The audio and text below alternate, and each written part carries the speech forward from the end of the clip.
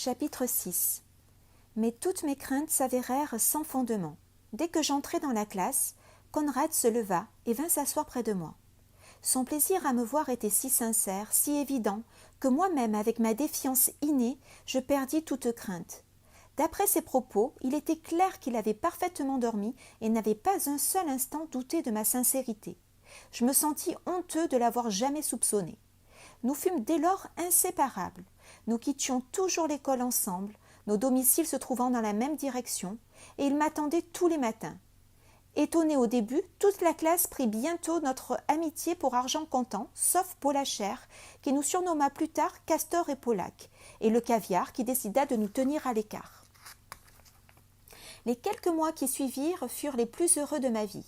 Avec la venue du printemps, toute la campagne ne fut qu'une immense floraison, les cerisiers et les pommiers, les poiriers et les pêchers, tandis que les peupliers prenaient leur couleur argentée et les saules leur teinte jaune citron. Les collines bleuâtres de la Souabe, pleines de douceur et de sérénité, étaient couvertes de vignobles et de vergers et couronnées de châteaux.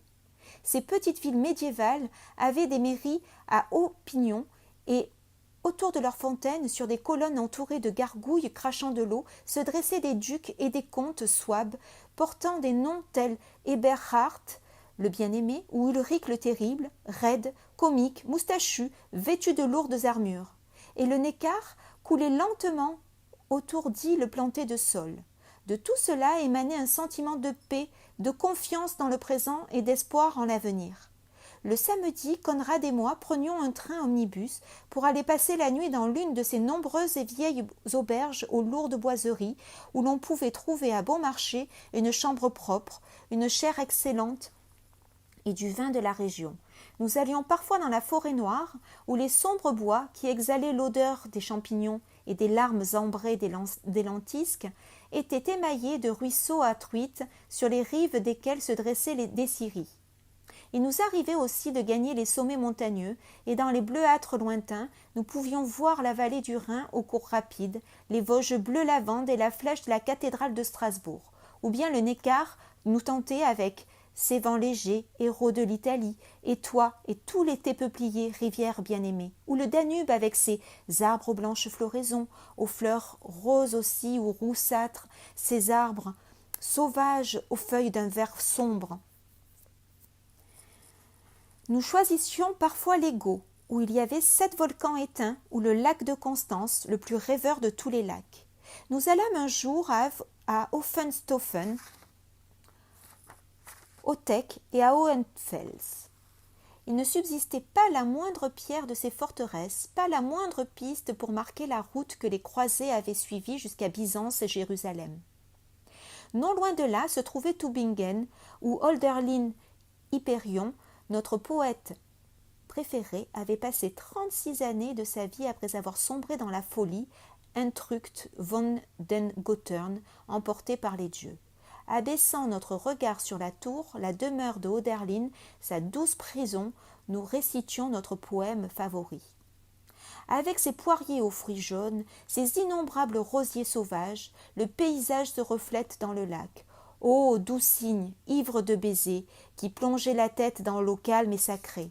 Et moi, où puis-je trouver les fleurs en hiver, et là où luit le soleil, là où est l'ombre de la terre. Les murs se dressent, muets et froids, et dans le vent claquent les étendards gelés. Chapitre 7. Ainsi se passaient les jours et les mois, sans que rien ne troublât notre amitié. Hors de notre cercle magique venaient des rumeurs de perturbations politiques, mais le foyer d'agitation en était éloigné. Il se trouvait à Berlin, où, signalait-on, des conflits éclataient entre nazis et communistes. Stuttgart semblait aussi calme et raisonnable que jamais.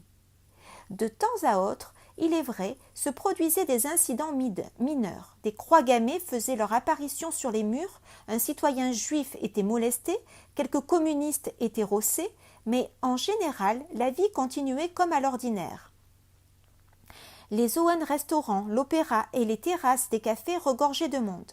Il faisait chaud, les vignobles étaient chargés de grappes et les pommiers commençaient à ployer sous le poids des fruits mûrissants.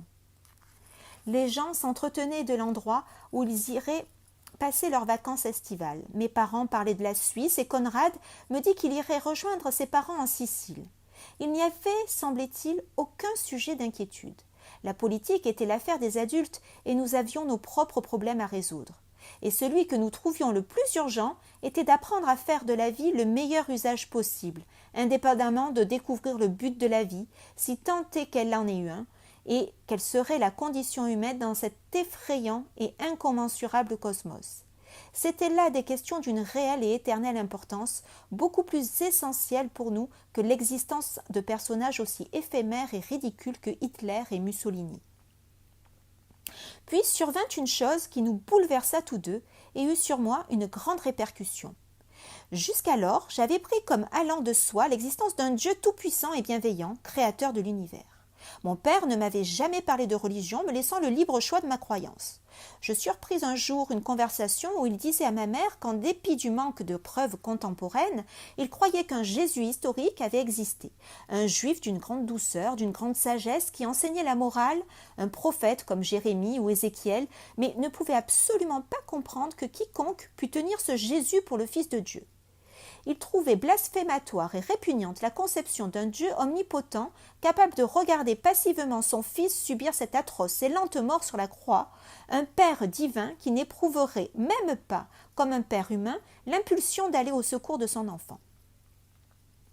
Cependant, bien que mon père eût exprimé son incrédulité dans la divinité du Christ, je crois que ses conceptions étaient plus agnostiques qu'athées et que si j'avais voulu me faire chrétien, il ne s'y fût pas opposé, pas plus d'ailleurs que si j'avais voulu me faire bouddhiste.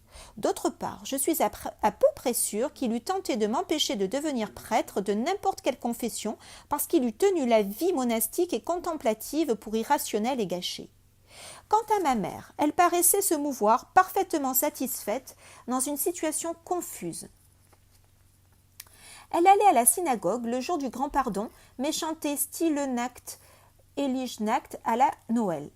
Elle donnait de l'argent aux Juifs pour l'aide aux enfants juifs en Pologne et aux chrétiens pour la conversion des Juifs au christianisme.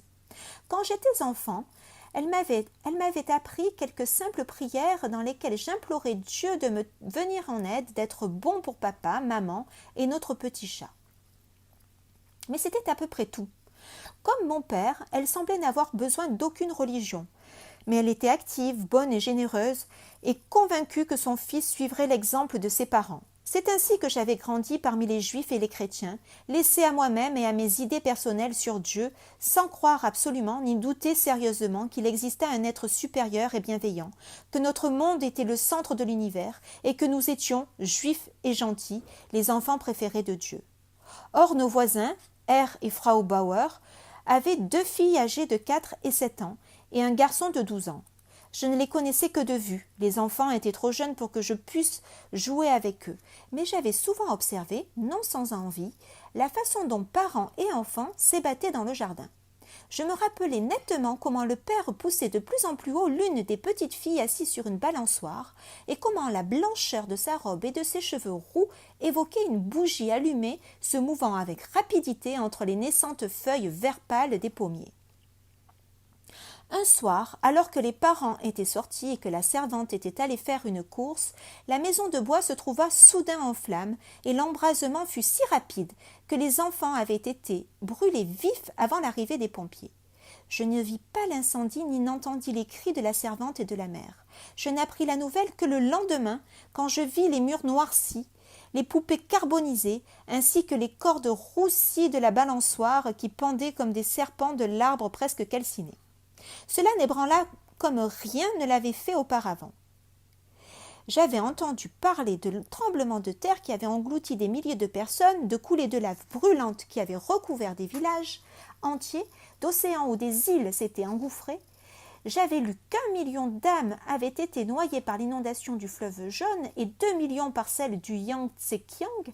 Je savais qu'1 million de soldats étaient morts à Verdun, mais ce n'était là que des abstractions, des chiffres, des statistiques, des informations. On ne peut souffrir pour 1 million d'êtres. Mais ces 3 enfants, je les avais connus, je les avais vus de mes propres yeux. C'était tout à fait différent. Qu'avaient-ils fait?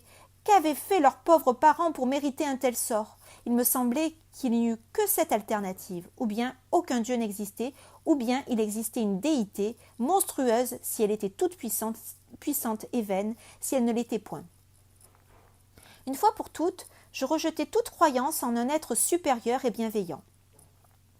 Je parlais de tout cela à mon ami en propos passionnés et désespérés. Quant à lui, élevé dans la stricte foi protestante, il refusa d'accepter ce qui me paraissait alors la seule conclusion logique possible. Il n'existait pas de Père divin, ou, s'il existait, il ne se souciait pas de l'humanité, et, par conséquent, était tout aussi inutile qu'un dieu païen. Conrad admit que ce qui était arrivé était terrible et qu'il n'en pouvait trouver aucune explication. Certainement, affirmait-il, il devait y avoir une réponse à cette question, mais nous étions encore trop jeunes et inexpérimentés pour la découvrir. De telles catastrophes survenaient depuis des millions d'années. Des hommes plus avertis que nous et plus intelligents, des prêtres, des évêques, des saints en avaient discuté et trouvé des explications. Nous devions accepter leur sagesse supérieure et nous montrer humblement soumis. Je rejetai farouchement tout cela, lui dis que peu m'importait de les dire de tous ces vieux fumistes que rien, absolument rien, ne pouvait ni expliquer ni excuser cette mort de 2 petites filles et d'un jeune garçon. « Ne les vois-tu pas brûler » m'écriai-je avec désespoir. « N'entends-tu pas leurs cris ? Et tu as l'aplomb de justifier la chose parce que tu n'es pas assez courageux pour vivre sans ton Dieu. De quelle utilité est pour toi ou pour moi un Dieu impuissant et cruel, un Dieu assis sur les nuages et tolérant la malaria, le choléra, la famine et la guerre ?» Conrad me dit que lui-même ne pouvait donner aucune explication rationnelle, mais interrogerait son pasteur à ce sujet, et quelques jours plus tard, il revint rassuré. Ce que j'avais dit était le débordement d'un écolier dépourvu de maturité d'esprit et d'expérience. Le pasteur lui avait conseillé de ne pas écouter de tels blasphèmes et avait répondu pleinement et de façon satisfaisante à toutes ces questions. Mais soit que le pasteur ne se fût pas exprimé assez clairement, soit que Conrad n'eût pas compris l'explication, il ne put en tout cas me la préciser. Il dit un tas de choses à propos du mal et allégua qu'il était nécessaire, si nous voulions apprécier le bien, tout comme s'il n'y avait pas de beauté sans laideur, mais il ne réussit pas à me convaincre et nos discussions n'aboutirent qu'à une impasse. Il se trouva que, juste à ce moment, je lisais pour la première fois des ouvrages sur les années-lumière, les nébuleuses, les galaxies, les soleils, des milliers de fois plus grands que le nôtre, les millions et les milliards d'étoiles, les planètes des milliers de fois plus grandes que Mars, Vénus, Jupiter et Saturne. Et, pour la première fois, je me rendis nettement compte que je n'étais qu'une particule de poussière et que notre Terre n'était qu'un caillou sur une plage parmi des millions de cailloux semblables. C'était apporter de l'eau à mon moulin. Ma conviction qu'il n'y avait pas de Dieu s'en trouva renforcée. Comment lui eût-il été possible de prendre intérêt à ce qui se passait sur tant de corps célestes ? Et cette nouvelle découverte, alliée au choc que m'avait causé la mort des enfants, me conduisit après un certain temps de complet désespoir à une période de curiosité intense. Désormais, la question essentielle n'était plus de savoir ce qu'était la vie, mais de décider ce qu'il allait faire de cette vie sans valeur, et pourtant, en quelque sorte, d'un prix unique. Comment l'employer? Pour quelle fin? Seulement pour son propre bien? Pour le bien de l'humanité? Comment tirer le meilleur parti de cette mauvaise affaire? Presque chaque jour, nous discutions à ce sujet, parcourant solennellement les rues de Stuttgart, levant souvent les yeux vers le ciel, vers Betelgeuse et Aldébaran, qui nous rendaient notre regard avec des yeux de serpents étincelants, bleu-azur, moqueurs, distants de millions d'années-lumière. Mais ce n'était là que l'un des sujets qui faisait l'objet de nos débats. Il y avait aussi des intérêts profanes, qui paraissaient beaucoup plus importants que la certitude de l'extinction de notre planète, encore éloignée de millions d'années, et de notre propre mort, qui nous semblait plus éloignée encore. Il y avait notre intérêt commun pour les livres et la poésie, notre découverte de l'art, l'impact du post-impressionnisme et de l'expressionnisme, le théâtre, l'opéra. Et nous parlions des filles. Par comparaison avec l'état d'esprit de l'adolescence à notre époque, nos conceptions à cet égard étaient d'une incroyable naïveté. Pour nous, les filles étaient des êtres supérieurs d'une pureté fabuleuse qu'il ne fallait approcher que comme le faisaient les troubadours avec une ferveur chevaleresque et une adoration distante. Je connaissais bien peu de filles, Chez nous, je voyais de temps à autre 2 cousines, des adolescentes, de mornes créatures dépourvues de la moindre ressemblance avec Andromède ou Antigone. Je ne me souviens de l'une d'elles que parce qu'elle se bourrait continuellement de gâteaux au chocolat et de l'autre que parce qu'elle semblait devenir muette dès que je paraissais. Conrad avait plus de chance. Au moins rencontrait-il des filles portant des noms captivants, telles Graphine von Plateau, Baronne von Ankel Donnersmarck, et même une Jeanne de Montmorency qui, me l'avoua-t-il, lui était plus d'une fois apparue en rêve. Au lycée, on ne parlait guère des filles. C'était du moins notre impression à Conrad et à moi, bien qu'il eût pu se passer toutes sortes de choses à notre insu, puisque tous deux, comme le caviar, faisions la plupart du temps bande à part. Mais, jetant un regard en arrière, je crois encore que la plupart des garçons, même ceux qui se vantaient de leurs aventures, avaient plutôt peur des filles. Et il n'y avait pas encore la télévision pour introduire la sexualité au sein de la famille. Mais je n'ai pas l'intention de prôner les mérites d'une innocence telle que la nôtre, dont je ne parle ici que comme l'un des aspects de la vie que nous menions ensemble.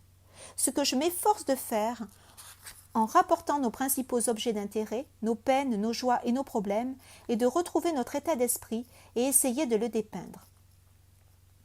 Nous tentions de résoudre seuls nos problèmes. Il ne nous venait jamais à l'esprit de consulter nos parents. Ils appartenaient, nous en étions convaincus, à un autre monde. Ils ne nous auraient pas compris ou se seraient refusés à nous prendre au sérieux. Nous ne parlions presque jamais d'eux. Ils nous semblaient aussi éloignés que les nébuleuses, trop adultes, trop confinées dans des conventions de toutes sortes. Conrad savait que mon père était médecin et je savais que le sien avait été ambassadeur en Turquie et au Brésil, mais nous n'étions pas courageux, nous n'étions pas curieux d'en connaître davantage, et c'est peut-être ce qui explique pourquoi nous n'étions jamais allés l'un chez l'autre. Nombre de nos discussions avaient lieu en arpentant les rues, ou assis sur un banc, ou debout sous une porte cochère pour nous abriter de la pluie.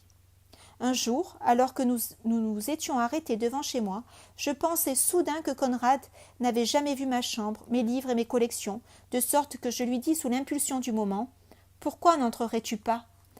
Ne s'attendant pas à mon invitation, il hésita une seconde, puis me suivit.